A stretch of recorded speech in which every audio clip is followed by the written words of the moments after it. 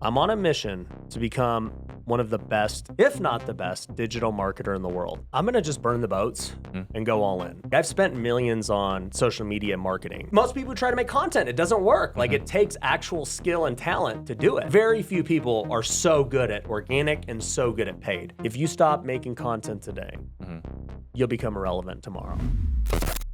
Hey everybody, thank you for joining us for today's episode of Disruptors. You might have noticed that I said Disruptors, not Real Estate Disruptors.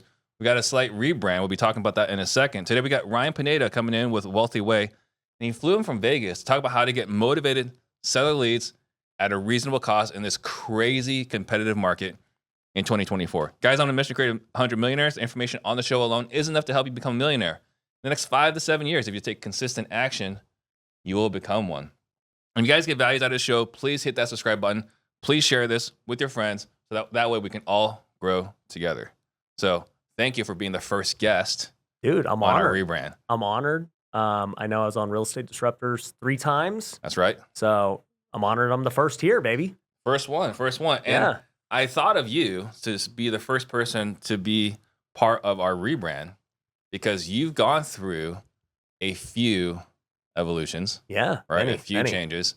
So when you first came on, we were talking about like your real estate journey from baseball to real estate. Yep. And then we talk about how on the other episode, how social media has opened up all these venture possibilities. Yep. And you've gone through to launching events. Yep.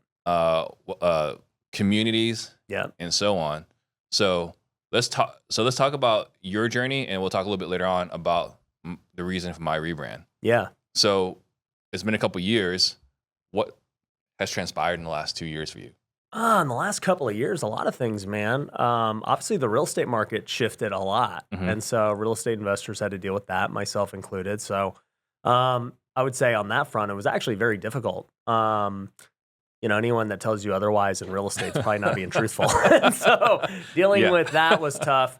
But, I always tell people tough times force innovation, right? Because you either just keep sticking with things that aren't working because the world and the markets and, marketing, they all shift. And so I'm thankful to have gone through it because it's forced a lot of different things. One thing we had to do was take all of our marketing in-house. We always relied on agencies for years in all my businesses. And so by taking everything in-house last year, it created all these new different opportunities and products and things that we do today that I'm excited about. So talk about that, bringing marketing inside. So what were you doing before and what are you doing today?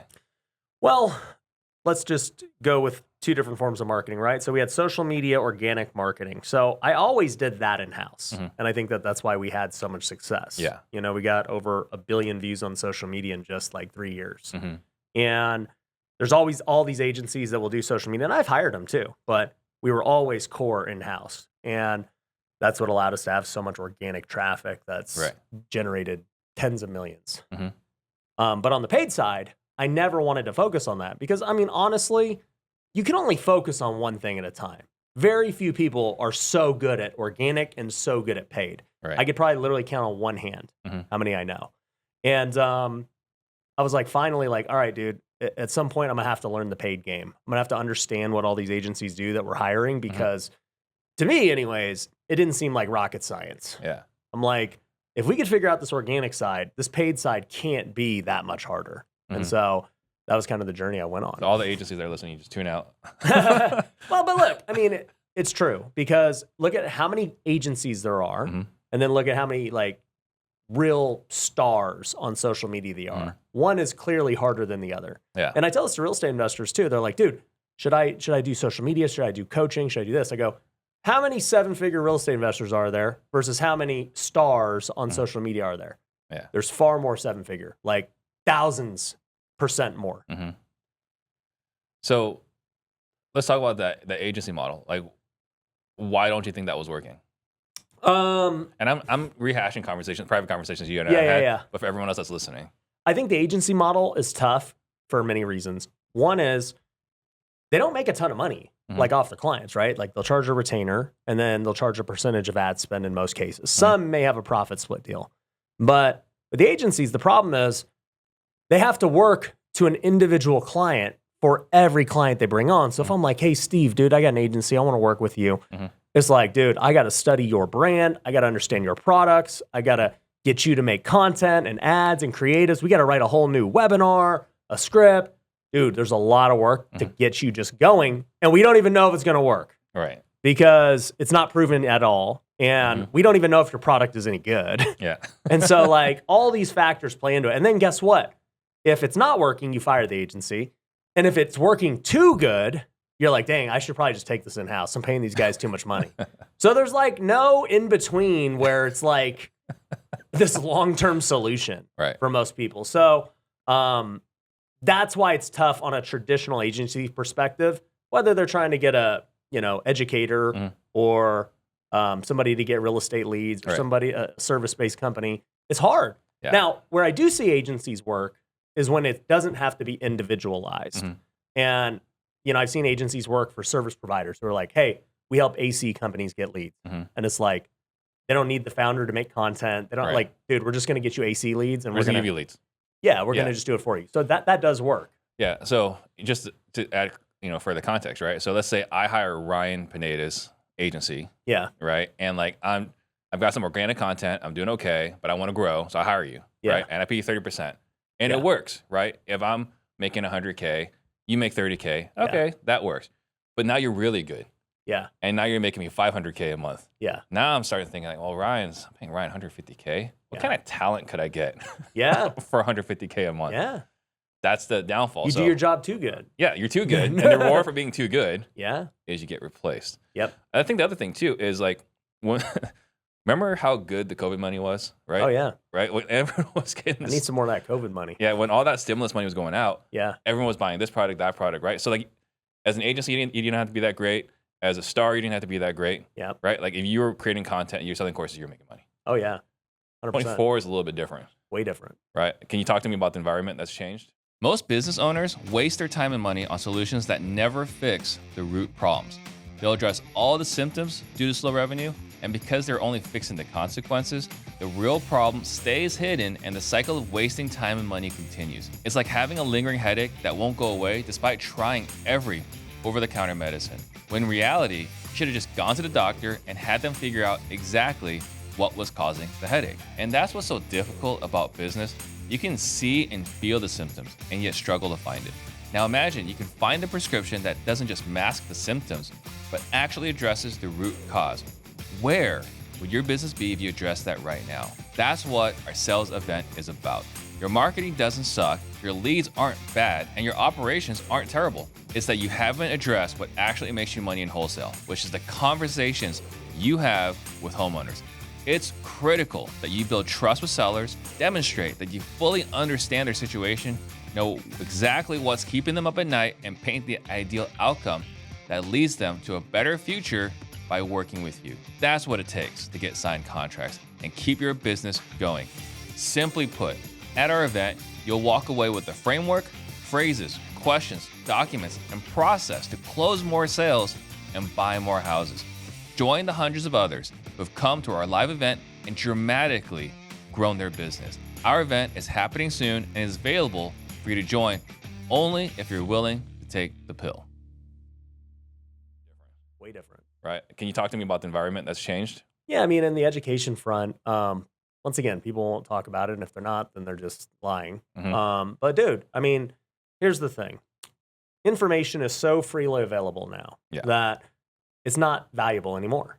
So it's like things that, and we've seen this in the last 10 years, right? It used to be there was no education. Let's just take real estate as a great example. 10 years ago, education was hidden. You had to go to these big seminars and everything else to be $25K to even learn about it, right? To even know what wholesaling was. Right. Then, bigger pockets and other things came around and started to become more freely available. But still, like, even they weren't properly teaching. They weren't doing any coaching and mentoring and stuff. So people had a hunger for that. And so, pre-COVID, post-COVID, myself included, people start selling education, and you could sell $5,000, $10,000, $30,000 programs. And for the most part, people are willing to buy it because they had COVID money, the market's good, rates are low, everything is in favorable conditions. Well, today in 24, things are a lot different because the market's bad, People don't have money. Mm-hmm. Also, too, information's just more freely available. So people are like, well, dude, like, I know what wholesaling is. Mm-hmm. So what are you going to do? And then, like, even another thing is like, well, okay, there's community. Mm-hmm. And yes, I'm a big believer in community. Don't get me wrong. But even that is not as valuable as it used to be. Right. Case in point, like, we have something called Wealthy University. It's $97 a month. And you get education, information, you get weekly calls, you get community for $97 a month. Mm-hmm. That used to cost $10,000 Right. for a year. Now, this is great for the end consumer, but if you're an education provider and your 10,000 thing is now worth $97 a month, what do you do? Right. And it becomes tough to compete too, because if a guy like me says, this is what it's now in my mind worth, Mm-hmm. and you're still trying to sell the same thing or worse for 10, good luck. But that's what the market is. Yeah, this is that we keep moving the bar, right? Because like there was like what was free. So before what was free was like, here's how you wholesale. Yeah. Right. Now it's like, well, now here's how you wholesale. Here's how you motivate your people. Right. Here's how you track KPIs. That's all free on YouTube, right? Yeah. So then what do you get in the community? You just get a little more access, a little more information. Yeah. And you're trying to sell that all for $10,000. Yeah. That model, the what's the word I'm looking for? The value what someone's willing to pay, the price someone's willing to pay today. Yeah. Has grossly shifted. Grossly shifted. And so it's great for the consumer. Mm-hmm. And it's actually great. Like I said, I'm not mad about it because I will pivot and I will adapt and I'll create a whole new model where it's like, dude, you know, instead of helping, say, 100 people at 10,000, why don't we help 10,000 people at 100? Right. And all of a sudden, the numbers are the same, except now you have recurring revenue in one model and you help way more people in that model. Right. And you create the opportunity to ascend and give them more help beyond just information, true help with implementation, one-on-one help with helping them figure out what's going on in their business. Because that's what people will pay for. They will always pay for implementation. They will always pay for done for you. They will always pay for services. But the idea of education has dramatically flipped. Right. So you mentioned that being really good organic, it opened quite a few opportunities for you. Yeah. Getting good at paid now has opened up additional opportunities. What are some of the opportunities you're excited about at the moment? Well, I'm excited about that opportunity, right? Like, I mean, for $97 a month, like, it's crazy the value you get, but also it allows me to now sell it without a sales team, you know, because you can sell it on your own. You don't need, you know, this call to sell a $97 thing. It's a problem if you're doing that. Yeah. And like, you know, labor is tough to scale, but if you build a great funnel where you can all of a sudden sell 97s and self-liquidate them, meaning that if I spend $97 to get a customer and then they give me 97, that's a win because I don't make money this month, but every month thereafter, we make money and we help more people. So it's actually created a new model I never thought about before. And so I'm excited about that. And it's all pure marketing, whether or not you can just be great at getting that customer for 97 and getting them to buy the thing. Yeah. That's all landing pages, VSLs, ads, all that. But then the second opportunity came actually in the real estate space because I just got tired of seeing cost per lead go up on everything. You know, I got tired of, like, I've run TV commercials for 4 years and, dude, I mean, like, I literally never changed the TV commercial in 4 years. I still remember. So we had an event in Scottsdale, right? This is like peak COVID, or like, you know, this is August of 2020, right? And so we hosted an event, right? You came in, Carlos, Jamil, Pace, all of us, we all came in, right? And you're like, guys, I just joined Collective Genius. There's this guy, Darren. He sells TV ads, and I'm doing it, and it's just crushing. You guys should be doing TV. Yeah. Right? So you guys had this, so talk to me about, like, what was the cost per lead back then on TV, and then, like, what did it evolve to this year? Yeah, so I mean, like, I started doing TV in January of 2020. And dude, I don't know that I remember what the cost was back then. Maybe it was in like the 200s. And at the time, nobody was doing it, and it was great. And like I said, literally, I ran the same commercial for 4 years. But I've just watched it continue to increase to 300, to 400, sometimes 500. And like, you see the same thing happening with PPC. PPC would have been a couple $100 to 300 to 400. It was $12 a lead when I was doing it. $12, right? Now, in many big markets like Phoenix or Vegas, it could be 800, 1,000. Right. Right? And I'm looking at this and I'm like, dude, at some point it becomes too much. And basically your margin's going to be what it is. Your ROAS is going to be stuck at what it is. And, look, I've always taught students, I'm like, guys, if at scale, if you can get a 3X, you can make good money. If you could spend 50K and make 150K in revenue, yeah, you got commissions and other things, but you'll net 30% and that's fine. Yeah. But I don't know. I just started to think about it. Like I thought about social media years ago and I was like, there's better ways. And finally, I made the choice in January. I was like, you know what? I'm going to just burn the boats and go all in. I'm going to cut off all the things that we've been doing and I'm going to just run ads for myself on social media because nobody's doing it. Right. Like every time you ever hear someone talk about doing social media ads on Facebook or something, it's always negative. They're like, oh yeah, it didn't work. And I'm like, that's honestly what's prevented me from doing it all these years. And plus, all the other stuff was working fine. So I didn't want to worry about it. But then the more I thought about it, the more I was like, how many people say making organic content doesn't work?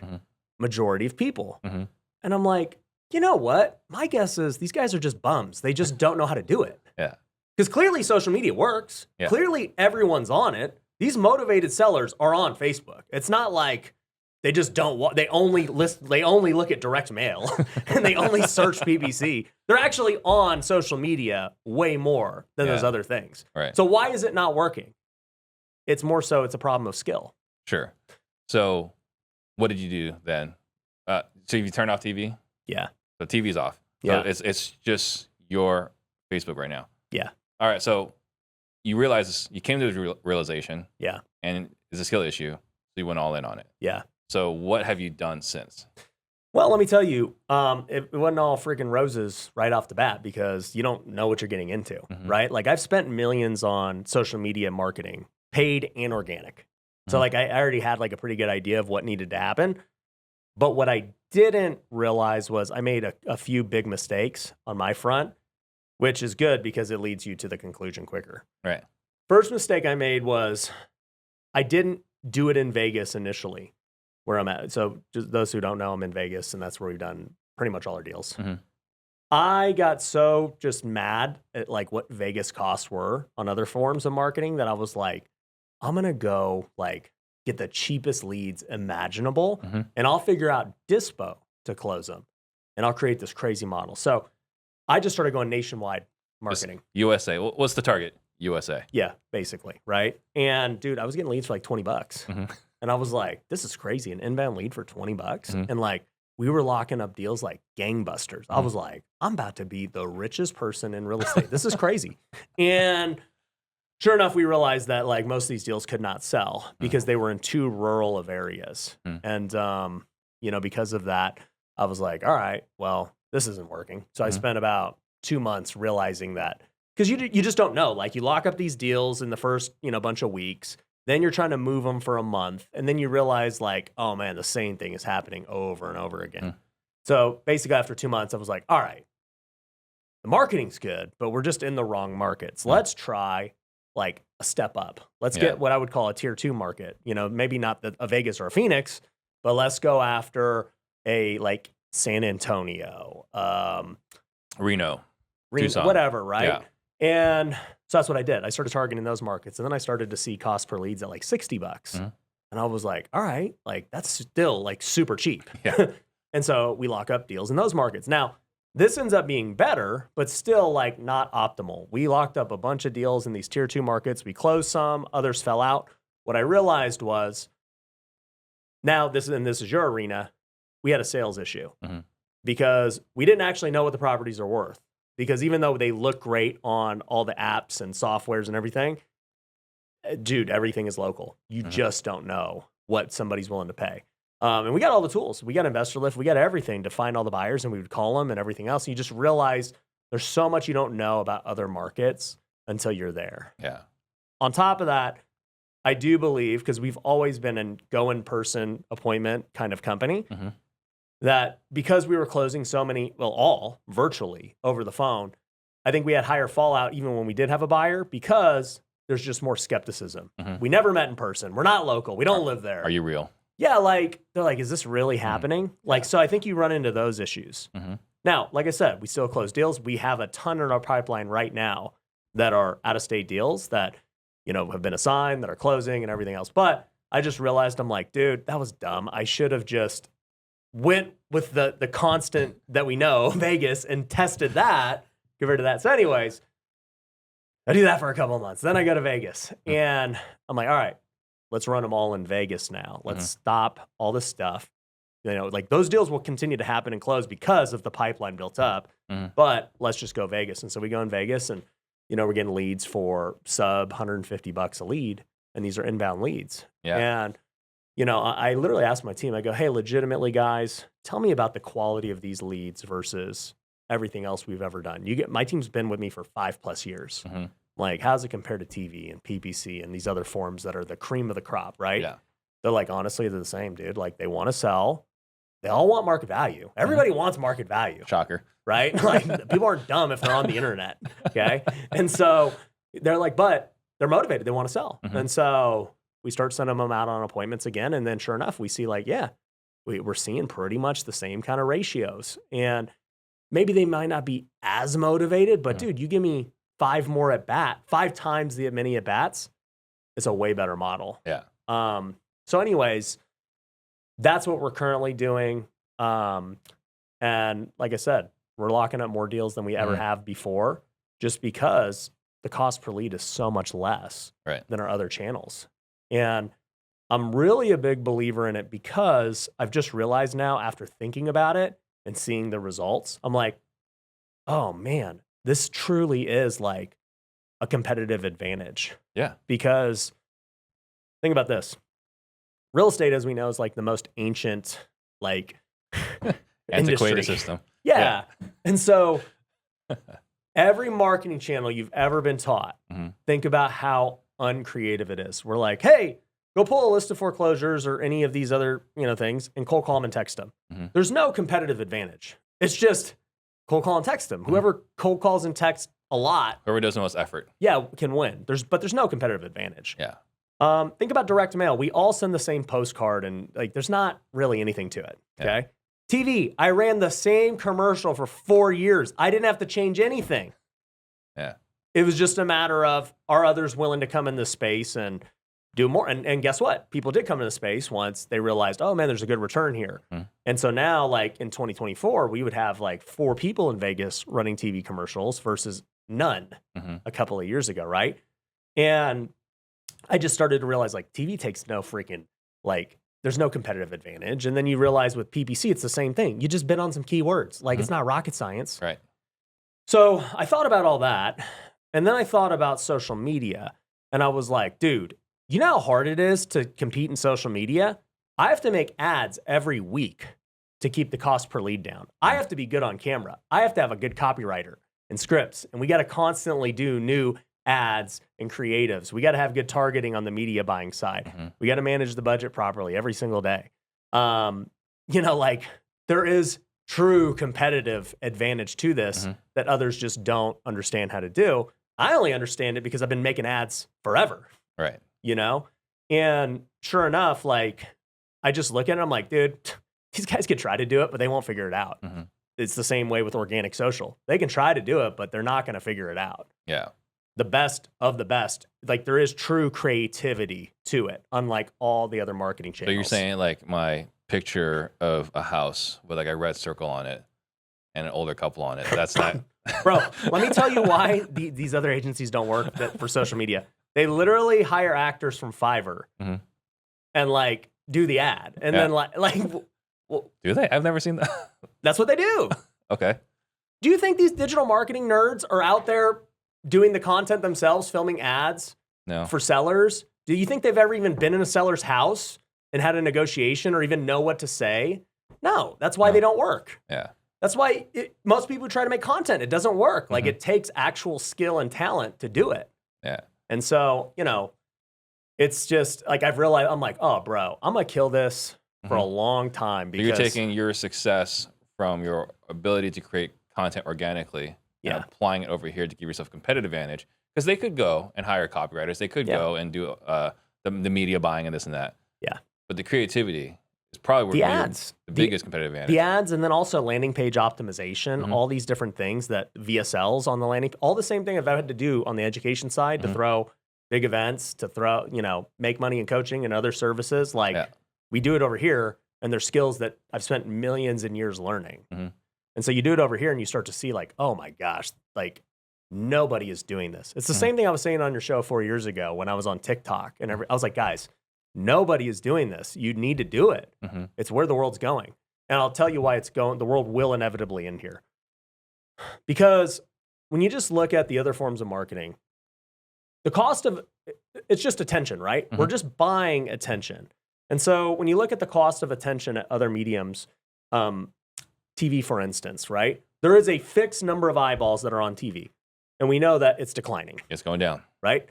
So inevitably, right, if more people want to do TV and less eyeballs are there, the cost goes up because demand is high for advertising space, but there's just not a big supply. So the cost is going to go up.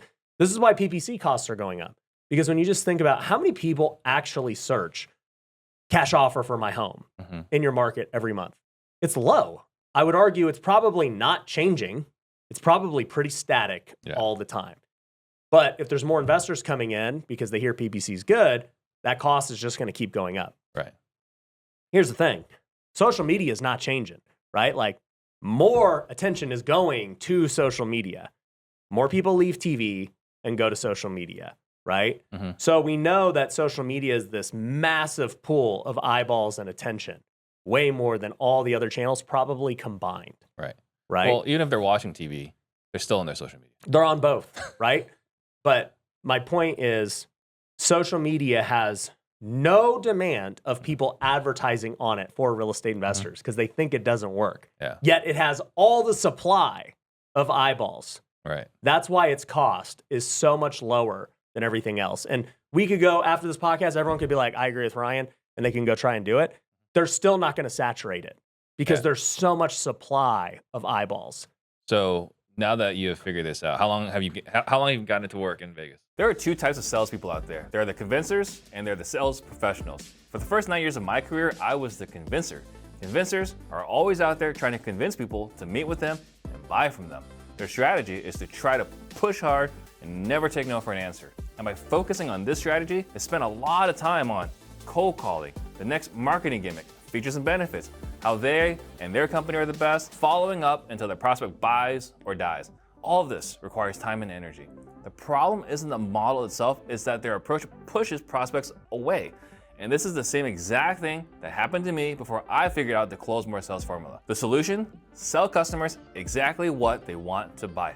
That's right, I said it. We sell customers exactly what they want to buy. Because I would rather get an easy sale with a happy customer instead of a difficult sale from a customer who felt sold.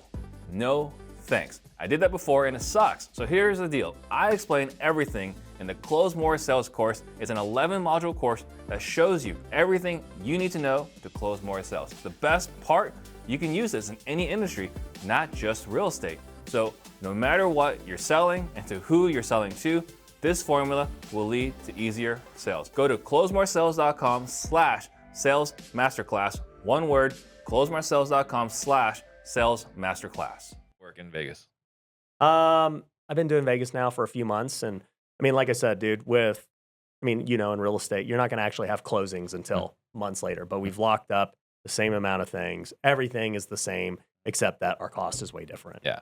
And you've had multiple students inside your program that have had success with it?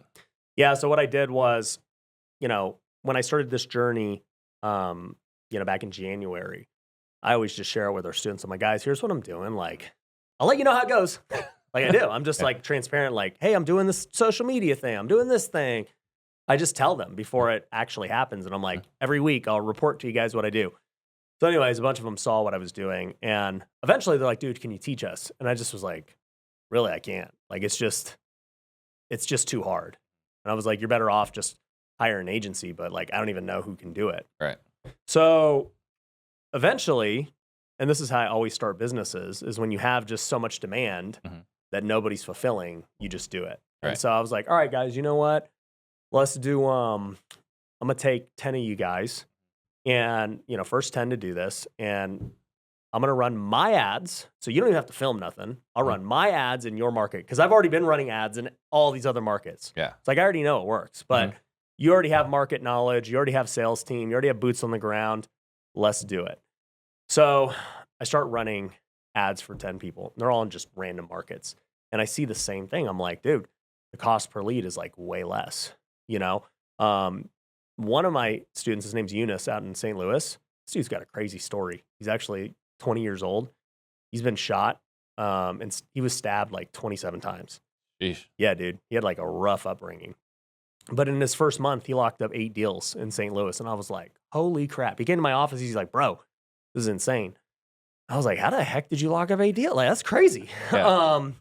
And then I saw the same thing like across these other markets, like cost per leads were way less. You know, one of our guys in Hawaii, he's like, bro, I pay $1,500 for a PPC lead in Hawaii. You know, Hawaii's probably the most expensive market. Oh, yeah. That's not unreasonable at all in Hawaii. No. His average cost per lead, like over months, was $250. And I was like, he was like, this is crazy. Yeah. And for him, you know, I had to actually like help him revamp his sales team because he's not used to like having so many leads. For real. Yeah. It's a problem. It actually becomes a problem. It's a fantastic problem. Yeah. But the problem is, you know, and he's still actively working on it, but it's like, bro, all these guys want to sell. And guess what, dude? In Hawaii, your homes are like $1 million. Worst case, get a listing. Right. You make 30 G's. More than wholesale fee. Yeah. I'm like, just you should at least be running every appointment, getting a listing. And but like, you know, that's kind of been the mindset shift that a bunch of these people have had to have because they've never done inbound marketing at a high level, right? They've bought from wholesalers, they've bought from relationships. And so it's having this shift, and you teach it with sales training where it's like, guys, if they want to sell the property, it's just strictly how good are you at sales? Yeah. How good are you at giving them options, the listing, the creative deal, the novation, the cash offer? Because if somebody tells me they want to sell their home and I don't get the deal, that's on me. Right. Right? 100%. That's one of the things I've harped on quite a bit in our sales training. Like if they said they wanted to sell, you walk out with something. Yeah. And we're so long story short, just to get to why I'm saying this. So we have great success with the beta. I'm like, all right, I'm going full force on this. So I launch it to the masses, you know, sign a bunch of other clients. The company's called Lead Kitchen. So, you know. So if someone is interested, that's not in your program, that's an option now. Yeah. To join. Yep. So anyone can join. You can just link to it down below this. But we'll put the link in the show notes. Yeah. And so now we're doing it for clients everywhere. And it's a unique model because it's not like pay-per lead where, you know, with pay-per-lead, one of the problems is there's no transparency. You don't know if the lead's being sold to somebody else. You don't know where they got it from. You don't know what time of day they got it, which to me is the biggest problem because if we know that speed to lead in sales is like probably the most important thing. Yeah. If I don't know when you got the lead, that's a massive issue. Yeah. So we don't do pay-per-lead. Like everything goes directly to the client. Like we set up an ad account with the provider, so it goes directly to you. There's full transparency. And then we just work off of a profit split. So we just take 20% of the profit. That's it. So like, it's a unique model in that way. Because I would rather, different model. Yeah, I would rather them get more at bats, and then I make more on the back end. Yeah. Versus just charging them upfront for the lead, like pay-per lead would. Yeah. Well, you're accountable to the results. Yeah, like, and that's why back to the example in Hawaii, I'm like, bro, I'm pissed you're not doing better. Like, you should be going on every appointment because your guy doesn't want to go on these appointments because he's like, oh, well, you know, they want market value. And I'm like, bro, what are you doing? Like, go on every appointment. If somebody tells you, and this is for anybody listening, I don't care if you use us or not. If somebody says they want to sell their home, I don't care how much they want. Go see their home and try to do a deal. I can't tell you how many deals we've done over the years. We're like, yeah, I want market value. And then we get there and they take some crazy low cash offer. Yeah. If they're not saying I want market value, there's something wrong, right? Everyone should be clamoring for market value. And it's like, up to us. All I care about is, do they want to sell the home? Yeah. And if you do, you have a qualified, great, amazing lead. Exactly. So Lead Kitchen, we're going to put the link down below. Now, one of the other major pivots you've done, and I want to talk about this before we talk about my rebrand. Yep. Is you've gone all in on the Wealthy Way. Yeah. So talk to me about the rebrand. Yeah. So, you know, I wrote the book, The Wealthy Way, at the end of 22. So in about a year and a half. And because you were Ryan Pineda. Yeah. Ryan Pineda Show. Yeah. Home Run Offers. Yeah. Right? Like you've got all these other entities. Yeah. And you've kind of consolidated everything into wealthy. Yeah. Yeah. So, like I said, I wrote the book, and it was just the idea of the book is that like life is so much more than just making money, right? That's kind of always been my brand. Like, hey, dude, I'm gonna leave the office at 5. I'm gonna hang out with my kids on the weekends. You know, I'm gonna be a family man, a man of faith. I'm gonna, stay in shape. Like being wealthy is being great and having abundance in all areas of life. Now, obviously, making money is a huge part of it too. But that was kind of the message of the book. But as time went on, I just started to realize like it's easier to like really go all in on one brand and one word and everything else. And so thankfully for me, that word is wealth, which is like a great word to own. Pretty good thing to own, right? Yeah. It's like if you think of Kleenex and Ryan, that'd be a pretty good situation. Like Kleenex and wealthy and Ryan. Yeah. So, I've really kind of just like taken that word, just like Cardone has taken 10X and others have taken, these other words, right? And so, we just started naming every company either Wealthy or Pineda, and it actually made my life easier because I didn't need to think of like all these crazy names anymore. So that was a good byproduct of it. And I just think that when you really just go deep on a word or a brand, like people start to just associate it with you all the time. Now, I will say, because somebody's probably wondering, why'd you name it Lead Kitchen? Why not Wealthy Leads or Wealthy Kitchen? The Wealthy Kitchen. Honestly, the only reason I named it Lead Kitchen is because I have an intention to build it to sell. And so I still want to keep my core stuff. And I do want to build this to sell one day. Yeah. But you rebranded the Ryan Pineda Show. Yeah. To Wealthy Way. Yeah. How's that journey been? It's great, man. I think that, like, once again, right? Wealthy Way is just, it just sounds good. And it emulates what I want people to do. I want them to live the wealthy way. And it fits in with all the businesses. They're all wealthy university, wealthy investor, wealthy creator. It just all fits, man. I just think that when I think about branding and other things and marketing, there's like different forms of it. And I've heard Gary Vee talk about this in his newest book, Day Trading Attention.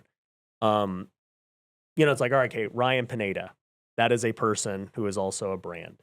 Then you have the Wealthy Way and just all the wealthy brands. And so it's like, people don't really want to wear a Ryan Pineda shirt. Okay.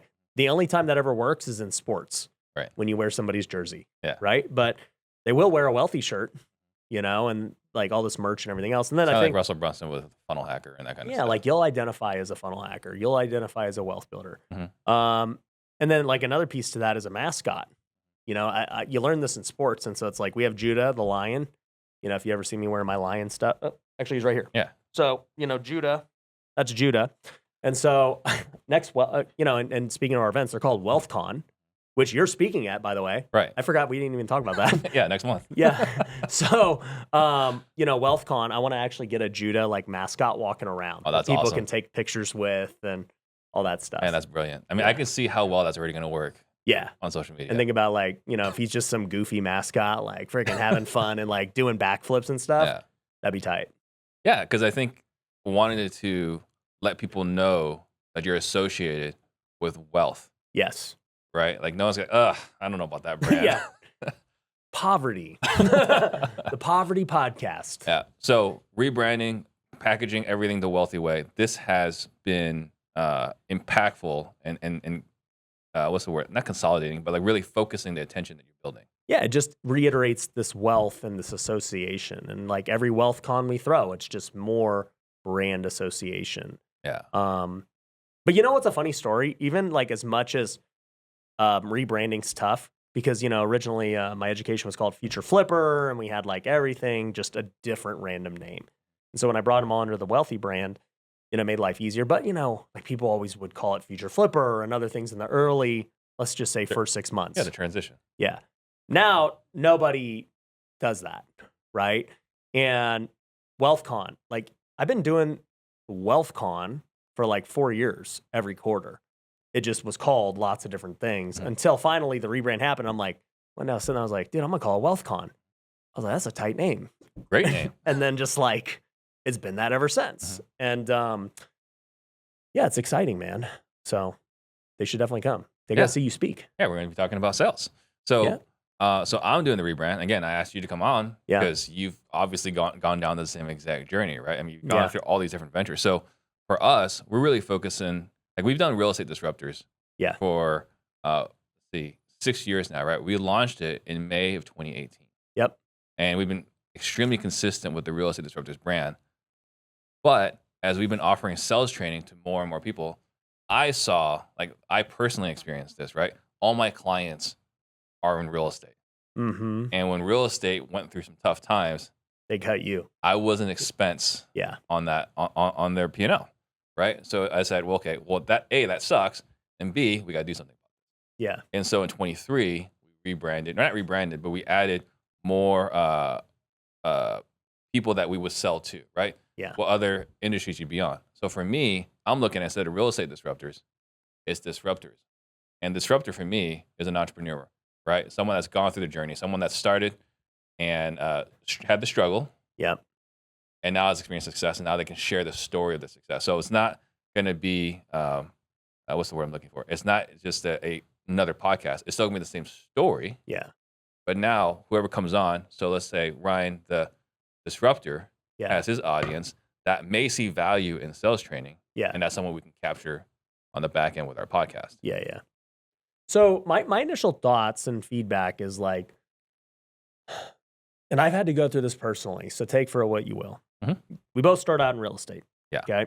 And real estate is still going to be always the core of what we do, I would imagine. Okay.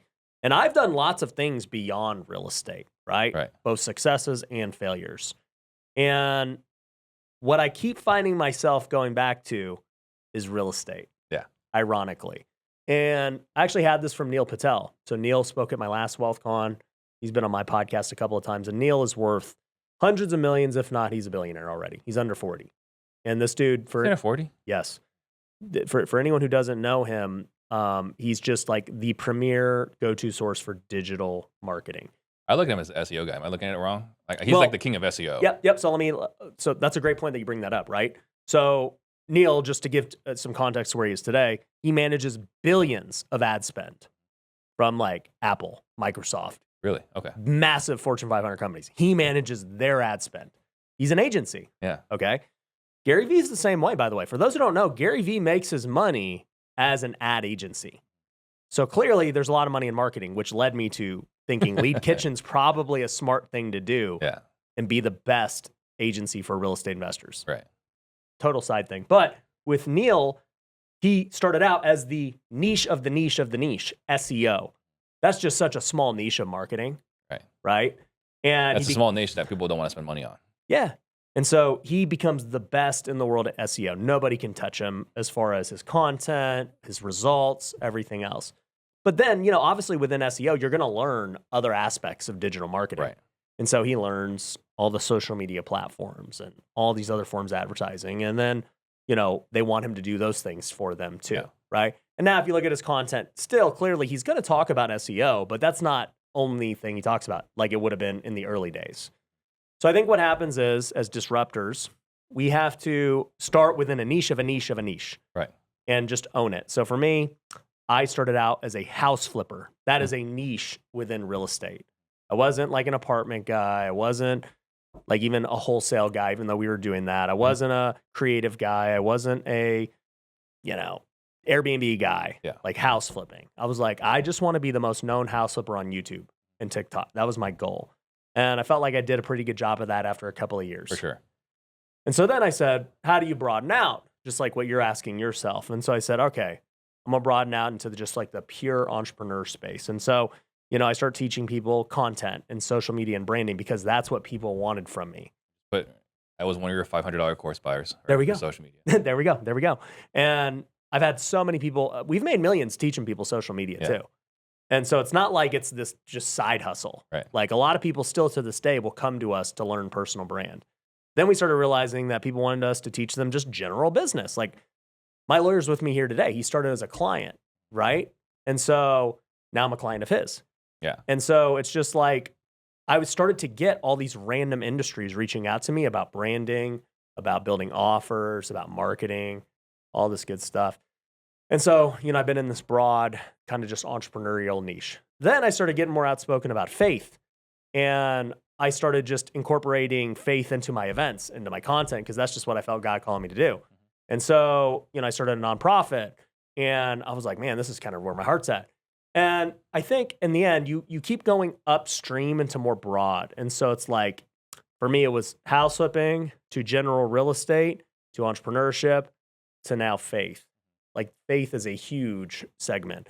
And I think when you look at, let's take a guy like Patrick Bet-David, he starts in insurance, he starts in, then entrepreneurship, now he's in politics. Politics is another huge one.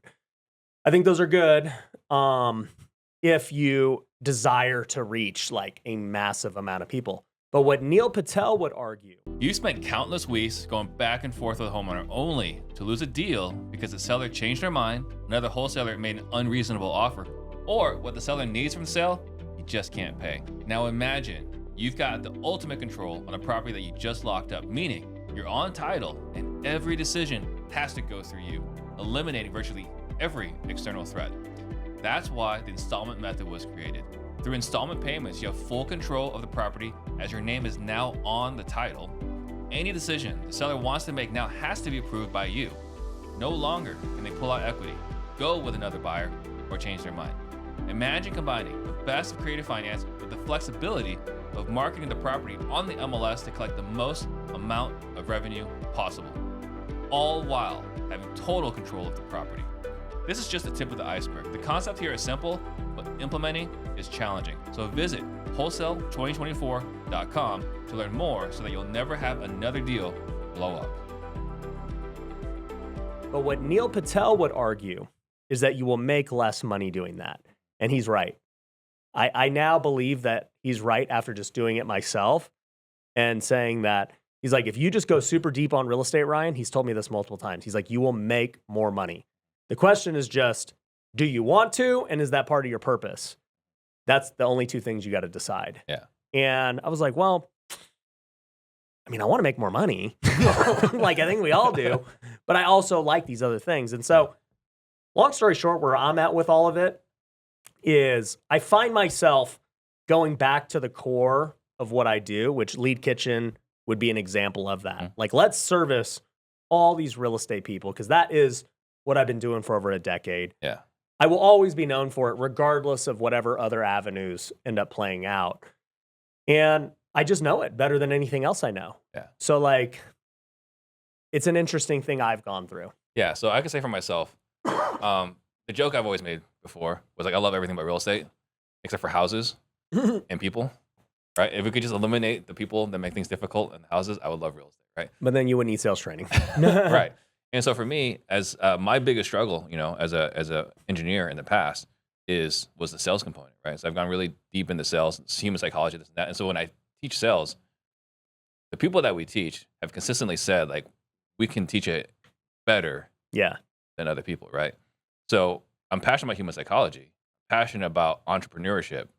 And so I see sales as within that niche of entrepreneurship.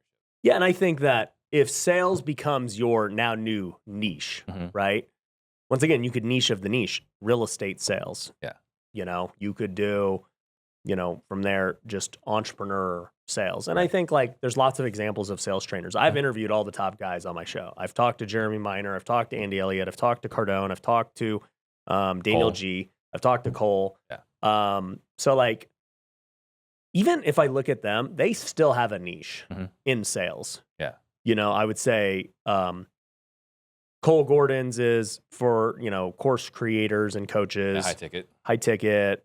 Andy's is still car sales guys. A big chunk of what he does is car sales. Cardone, he's also in the car sales world. He's got a huge chunk of car sales people still. People don't realize. I didn't know that. Yep. Jeremy, I'm not too sure what he's doing. I would say He seems to more B2B. Yeah. Seems like. Yeah, I would guess he's probably very similar to Cole, if I had to guess. Yeah.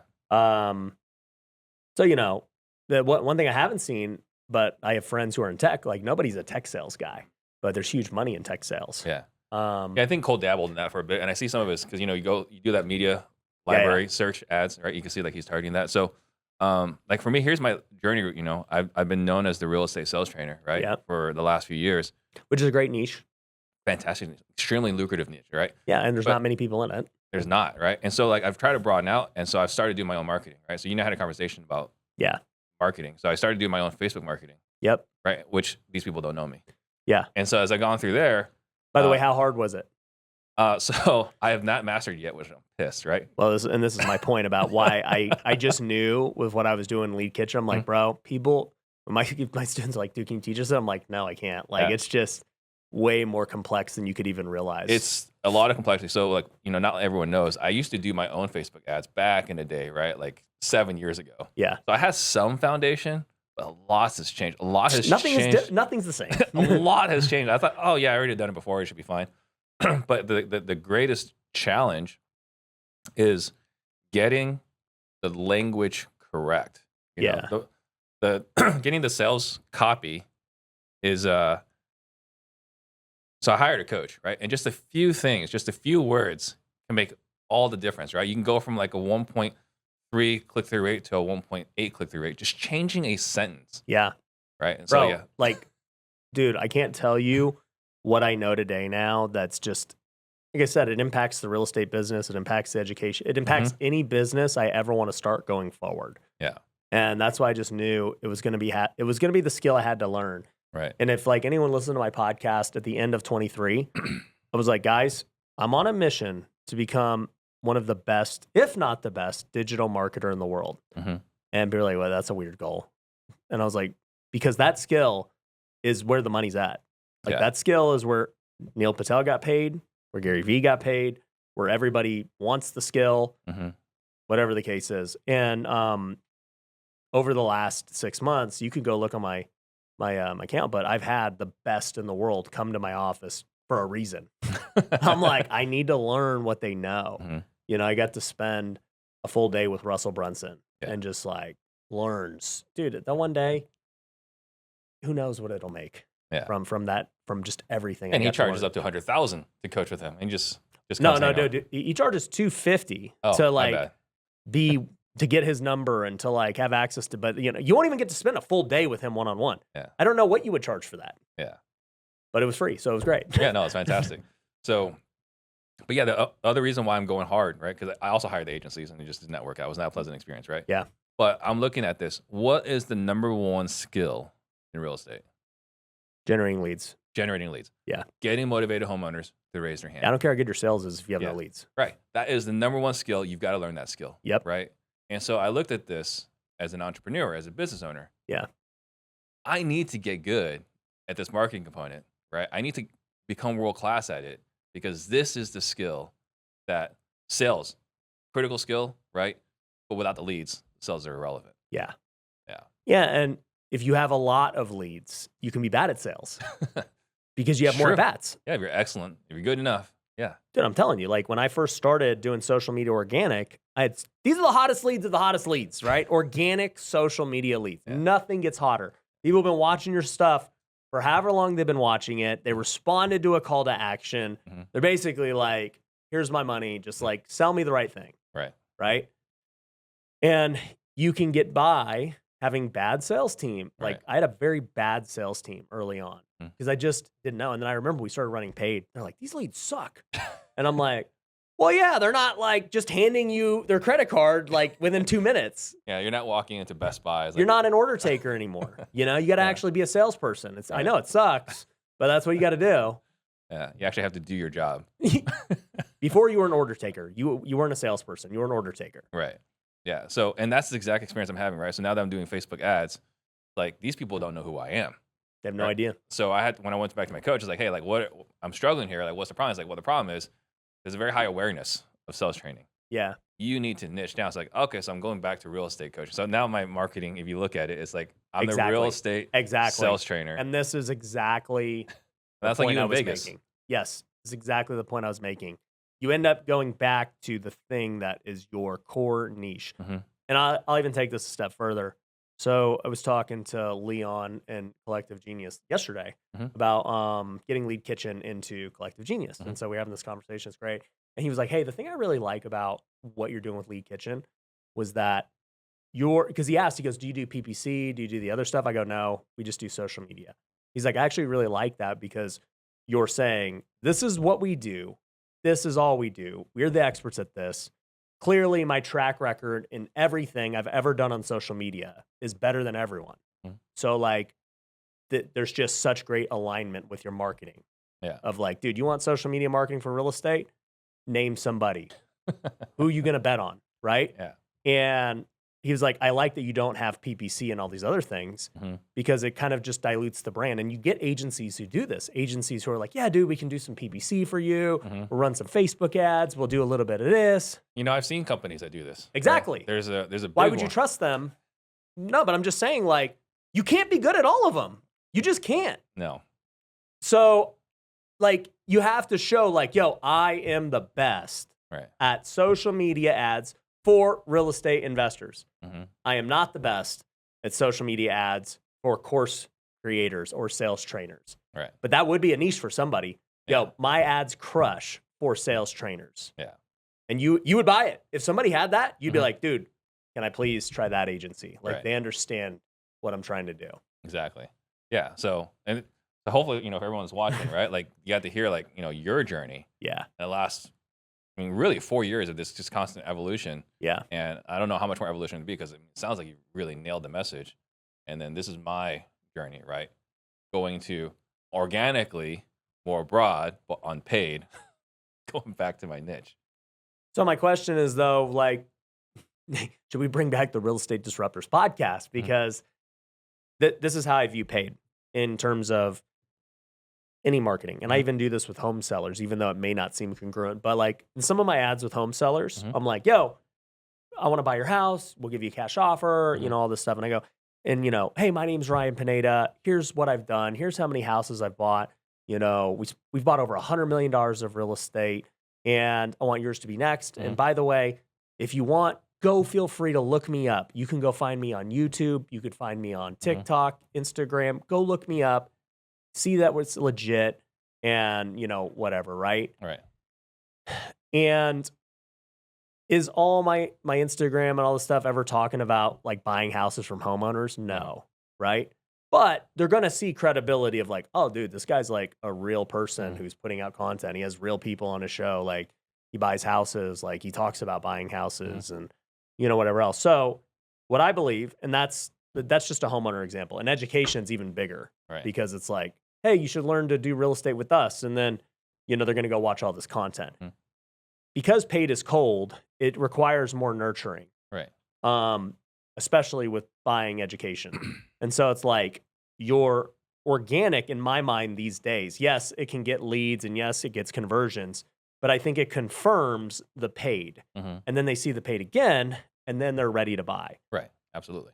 So I do think that obviously like Disruptors can be a broad brand like Wealthy Way. But even for me with our content, my guy will tell you, I have to be conscious now to do more real estate content because it's not my first instinct. Because most of the people I bring on my show are not real estate. There's only so many cool real estate guys. Like it is what it is, right? And most don't have a like following. 80-90% of them. Yeah, like and most don't have a following, right? There's a lot of beasts, but no one knows who they are, right? And then just at the end of the day, dude, real estate friggin' there's like, oh, so you got the house for under market value. Amazing. Like, what happens after that? Oh, you found a buyer? Cool. Yeah. Like, it's the same conversation over and over again. But I have to find myself doing that because I don't interview a lot of real estate guys. So what do I have to do? I have to go do my own solo podcast and solo trainings about real estate concepts. Right. And then that's the content that gets them into all these other things. Yeah. Yeah, it's interesting. So I have... And by the way, that content won't get a lot of views, which is totally fine. Right. Because they get the right views. Yeah. The right people are finding it. Yeah. So do you have in part of the... I guess as part of the, you know, this nurturing sequence, right? Having them do their research on you. You've got, 7 years or so, right? Your body of work. You don't think that is enough. You think you have to create current content around real estate. Yeah. Yeah. Dude, if you stop making content today, you'll become irrelevant tomorrow. Yeah.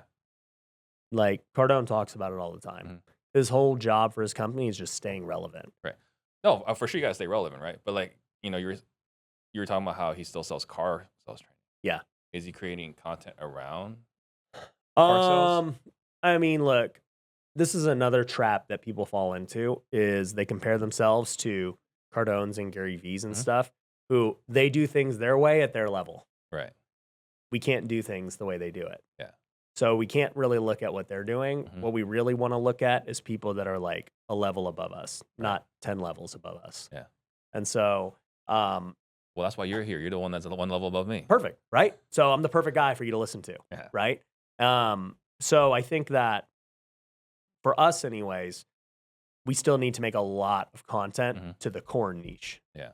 If we want to make money. Sure. All right. So that's good to know, right? Because I am creating content consistently on Instagram, right? Yeah. It's about sales, but we'll mix in more real estate. Yeah, with the you're sales. going to have to do that, right? Because you're going to just talk general sales. Mhm. And I mean, just think about it, right? Okay. I'm a customer and I have a real estate company. Okay. Let's say I've never heard of you before, Mhm. which is who you want. So then I see you got this show called Disruptors. It doesn't tell me that you do real estate sales training or Right. anything. And, you know, you enter the one episode I watch is you and somebody else, Mhm. not a real estate guy. Right. I'm like, okay, this guy teaches sales. That's cool. Mhm. But then let's just say there's Evil Steve, who teaches sales training nonstop to Mhm. real estate. Mm-hmm. Mhm. His show is Real Estate Disruptors. His ads are always real estate. His content is always real estate. If I'm a real estate guy, I'm picking Evil Steve Yeah. as my guy I want to buy from. So it's like a double-edged sword Right. because as good Steve, you're going to have to hope that by the people you lose, Mhm. you make up for it with Right. broad people too. Yeah. Yeah. And you're the only one that can answer that. I don't know what the answer is going to be. Yeah. No, you got my wheels. Turning for sure. Because that's it. Like Evil Steve will have less of a following Mhm. than, Broad Steve, Right. But he might have the 100 raving fans. and he might make more money. Yeah. Definitely something to consider. So, But that's what Neil Patel would tell you. I'm just learning stuff I've learned from Neil Patel and then having my own realization and yeah. seeing how easy it's been to sell Lead Kitchen because that is my core audience and I'm the best. And Yeah. it's just like, if you're the best real estate sales trainer, which I believe you are, do I think you're the best sales trainer in the world? Well, that's a that's a big competitive pool. Yeah. We'll find out. We'll find out in a couple of years. Yeah. But today, Today. right? Because, Today, I am not a brand name. okay, so today, Yeah. you could be the very best in Right. this niche, and everyone in this niche, which is a big niche, Mhm. would buy from you. Right. But then now you got to compete with all the other people I mentioned in the Mhm. broad niche. I know. And so it's like I'm like, what was that? It was that Adam Sandler movie where he went back to school and he's got that list. Happy Madison There you go. or Billy Madison. Billy Madison. Happy yeah. Madison's his brand. Yeah. Yeah. Yeah. Or it's like, all right, here's a list. Yeah. I'm going to kill this guy. Yep. But dude, and this is for anyone listening. This is just like an evolution I've had to go through Mhm. because I think the mistake we make is trying to go broad too quick. Yeah. And we look at guys like Gary Vee and Cardone and whoever else, and they're broad now. Mhm. But we forget Gary Vee did wine for 15 years. Yeah. I still remember someone sent me a YouTube video link. It's like, there's this crazy guy who's just screaming about wine on YouTube, right? This is back when he started. Yeah. And I watched it. I was like, this guy is crazy. Yeah, he did wine for 15 years. Yeah. And it just goes back to you're going to have to just link to my episode with Neil Patel down below. Yeah. Because he summed it up so good. He was like, Ryan, you just have to decide what you want to optimize for. You want to optimize for being bigger and having more views and having more audience, or do you want to optimize for making money? Yeah. Because in most cases, they're two different paths. Yeah. And you're going to see a lot more real estate content from me. Now, I do still have a big audience and it's fine. I'm glad I've done what I've done, Yeah. but I'm going to go all in on Lead Kitchen and audience and real estate content because I believe that just like I believed when I was on your show a couple of years ago with TikTok, I believe there was this unique point in the world where TikTok was primed to explode. YouTube was primed to explode. And I just went all in on it. You did. And I believe there's this unique time right now where nobody's going to really figure out social media marketing for real estate investors specifically. And it's super undervalued compared to all these other freaking channels that people are paying crazy prices for. Yeah. And I'm just going to go dominate it. Yeah. And Well, I love yeah. I love your ability to like see around the corner, right? And I still remember, I think it was like your first or your second TikTok video of you like sliding across the house on the chair. Yeah. Right? It's like, guys, I'm doing TikTok. I don't know what I'm doing, but here's my first video. Yeah. It's just like, dude, this is like addicting. People are going to use this. Yeah. The sellers are on social media. Yeah. Why is nobody trying to get them? They don't know how. The amount of work, because you just mentioned the amount of work necessary to get there is like, I'd rather just hire somebody else out. Yeah. But they don't know how either. Yeah. So the links below will have a link if someone's interested in Lead Kitchen, a link to the Neil Patel. Yeah. I'll give you that did. link. Yeah. And then also a link to WealthCon. Yeah, dude. WealthCon, July 19th to the 21st. Yeah. Me and Steve will friggin' hang out with you. You want to come to the Diamond Dinner? Sure. All right. Absolutely. So Steve's going to be at the Diamond Dinner if you guys want a Diamond ticket. Yeah. So go sign up, Diamond ticket. You'll be having dinner with Ryan and me. Yeah, and others. We're gonna have Andy Elliott, Yeah. you, me, Sam Prim. Got a pretty loaded list there. I can't even remember. This is it. Carlos. Hmm. This is gonna be a lot. Yeah, there's like 20 like big names. You've managed to attract a lot of incredible people to this. Oh, Brandon Turner's. I forgot Brandon Turner. Yeah, you know that former Bigger Pockets guy, right? The Godfather. Yeah, you know that whole open door fund, whatever. That guy. Yeah. $1 billion of real estate. He's pretty good. He knows what he's doing. Cool, perfect. All right, thank you so much. I appreciate this. Appreciate you, bro. Pleasure. We'll see you guys next time. See ya. Shout out to Steve Trang. Jump on the Steve Trang. Disruptors.